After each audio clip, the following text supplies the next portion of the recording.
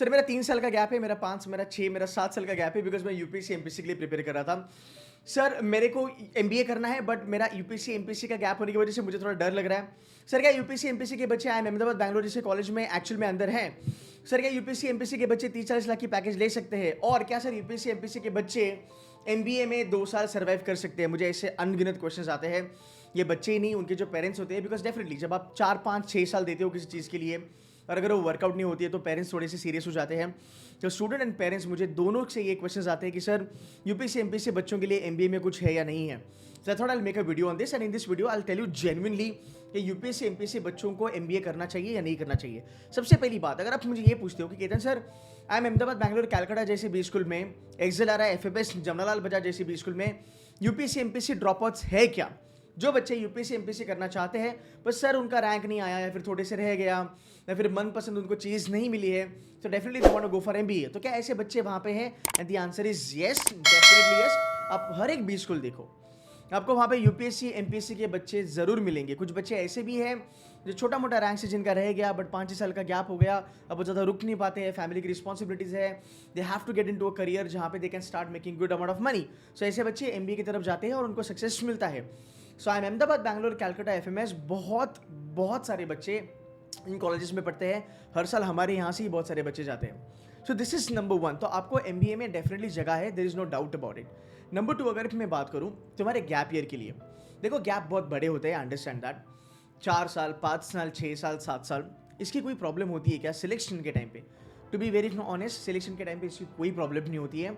आपको 7 साल का गैप हो, आपका 3 साल का गैप हो, आपका 4 साल का गैप हो, इसका रीज़न मैं आपको देता हूँ। देखो जब एक सीए पढ़ाई करता है बच्चा, राइट, तो चार्टर्ड अकाउंटेंसी के लिए बच्चे 4, 5, 6, 7 साल लगा देते हैं।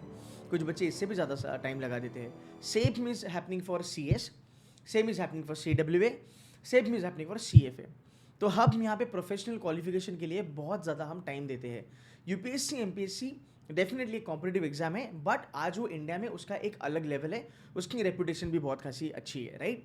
सो क्या आपने कुछ नहीं करा लाइफ में? बिल्कुल भी नहीं। हम यूपीएससी, एमपीएससी के लिए प्रिपेयर कर रहे थे, सो ये काउंट होता है। इसको हम वर्किंग्स के जैसा नहीं देख सकते, बट ये गैप कंसिडर नहीं होता, राइट। That's number 1। नंबर 2, आप ही की प्रॉब्लम नहीं है, चार्टर्ड अकाउंटेंट, सीएस, सीडब्ल्यूए, इनकी भी ये सेम प्रॉब्लम है। सो आप वेले नहीं थे, आप कुछ भी नहीं कर रहे थे लाइफ में, ऐसा बिल्कुल नहीं है। एंड पिछले 5 साल में यूपीएससी, एमपीएससी ड्रॉप आउट जो है, ये बच्चे वहाँ से निकल के एमबीए में चले जाते हैं, इनके नंबर्स बढ़ने लगे हैं हर साल।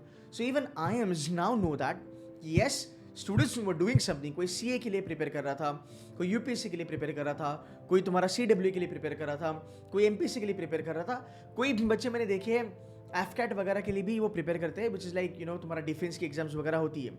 सो ये चीज़ें एज अ गैप बिल्कुल भी नहीं मानी जाती है। बट हाँ, आपको एक क्वेश्चन यहाँ पे पूछा जाएगा कि आपने यूपीएससी छोड़ के एमबीए का रास्ता आपने क्यों लिया, राइट। इसका जो आंसर होता है वो एक कॉमन आंसर तो मैं आपको बता सकता हूँ, but your personality, your background and आपने क्यों एमबीए चुना, इसका आंसर हम हमारे जीडीपीआई प्रेपरेशन में कस्टमाइज करके आपको बता देते हैं। तो उसके लिए आपके पास बहुत ज़्यादा टाइम है, आप उसका लोड मत लेना, अंडरस्टूड। अभी अगर आपको एक चीज़ देखनी है, देखो यार, अगर आप यूपीएससी करते हो, right, so basically you are getting into public administration, right. अगर आप एमबीए करते हो, it is a business administration for private companies and public limited companies, simple सी बात। सो देखा जाए दोनों का भी जो कोर है वो सेम ही है। यहाँ पे पब्लिक एडमिनिस्ट्रेशन है, यहाँ पे कॉर्पोरेट एडमिनिस्ट्रेशन है। सो आपका एक तो आंसर बन गया जहाँ पे आप ये बता सकते हो कि मुझे एडमिनिस्ट्रेशन में ही चलना था। अब आप इसको और पॉलिश कर सकते हैं, इसको हम और अच्छे से और कन्विंसिंग बना सकते हैं जब आपको जीडीपीआई की प्रिपरेशन आपको जब तैयारी करोगे तब। सो आपको इसका लोड बिल्कुल भी नहीं लेना है। दूसरी बात, सबसे ज़्यादा एडवांटेज यूपीएससी, एमपीएससी के बच्चों को किस लिए होता है, मैंने ऑलवेज देखा है यूपीएससी, एमपीएससी वाले बच्चे जो एग्जाम्स में जीके आता है, टेस्ट, जैट, आईएफटी, इसमें बहुत अच्छा करते हैं, even CMAT for that matter. CMAT में अगर आप 99.98, 99.9 लाते हो, आपके लिए जमनालाल बजाज के डोर्स ओपन हैं, आप सीधा बजाज में जा सकते हो विदाउट एनी इंटरव्यू, फाइन। जहाँ तक बात है आईएफटी का, एक्सएलआरआई का और टिस का, फॉर द फैक्ट आपका जीके बहुत अच्छा है, आपको एक अनड्यू एडवांटेज मिलता है कि आपका जीके में बहुत ज़्यादा स्कोर हो सकता है। I give an example, one of my student Bhargav cracked Jamnalal Bajaj from CET MAT, he was 99.99, all India rank 3 था वो। उसने टेस्ट में भी बहुत अच्छा करा, उसको टेस्ट में कुछ 80 या फिर 82 का उसका स्कोर था। सबसे ज़्यादा उसको जीके में आया, बिकॉज यूपीएससी के बच्चों का जीके बहुत तगड़ा होता है, तो वहाँ पे उनको एक एडवांटेज मिल जाता है। LRDI वगैरह इंग्लिश वगैरह हम संभाल लेंगे, उसका आपको लोड नहीं है। सो यहाँ पे आप देखो, Bhargav went to test, he crack test very well. UPSC का बच्चा था, प्रिपेयर कर रहा था, उसके एक अच्छा खासा बन गया था होल्ड। सो वो जीके की वजह से, यूपीएससी की वजह से उसका जीके अच्छा हुआ, उसकी वजह से उसने टेस्ट फोड़ा। टेस्ट में जाने के बाद फॉर द फैक्ट कुछ जेबी का एडमिशन थोड़ा लेट वगैरह हो गया and he wanted to do HR। Test is better था जमनालाल बजाय जब HR के बारे में बात होती है। वो वहाँ पे रुका, उसने वहाँ पे अपना MBA करा। ऐसे बहुत सारे बच्चे हैं जो यूपीएससी एमपीएससी 2-3 साल के बाद छोड़ते हैं, MBA की तरफ आते हैं, इन एग्जाम्स में वो बहुत अच्छा करते हैं और आगे जाके एक्सेल करते हैं। सो अगर आप यूपीएससी एमपीएससी के बच्चे हो और अगर आपको गैप है, आपको कोई लोड लेने का ज़रूरत नहीं है, आप कैट के लिए अच्छे से पढ़ाई करो, जैट IFT CMAT टेस्ट के लिए अच्छे से पढ़ाई करो, at new will be sorted. By the way, you name the B school, at new will be seeing UPSC MPSC के बच्चे वहाँ पे, इवन Tier 2 में भी बच्चे हैं।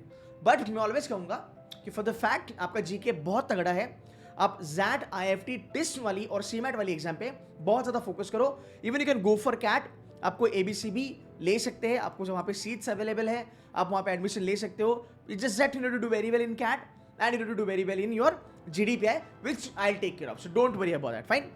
That's it from my side. I hope ये वीडियो आपको हेल्प करा। जो भी आपके फ्रेंड्स हैं जो यूपीएससी एमपीएससी के लिए जिन्होंने गैप वगैरह लिया था, अगर वो परेशान है, उनको ये वीडियो भेज देना, उनको कहना भाई चिल मारो, बस NET के लिए प्रिपेयर करो। ऐसा कुछ नहीं कि तुम यूपीएससी से अगर तुम MBA के लिए आ रहे हो तो तुम्हें कोई सज़ा वगैरह मिलेगी या फिर तुम्हारा सिलेक्शन नहीं होगा, तुमको सीधा रिजेक्ट करा जाएगा। ऐसा नहीं होता है। हर साल यूपीएससी एमपीएससी के बच्चे, जो पब्लिक एडमिनिस्ट्रेशन वाले बच्चे हैं या फिर डिफेंस एग्जाम जो बच्चे देते हैं, even for that matter bank PO वगैरह वाले बच्चे, आज वो MBA की तरफ आ रहे हैं और उनका बहुत अच्छा सिलेक्शन हो रहा है IIMs में। So guys, I hope this video helps you. For more such videos, kindly subscribe to my channel and stay tuned to Citizen Mentors. Thank you so much for watching this video. Bye bye.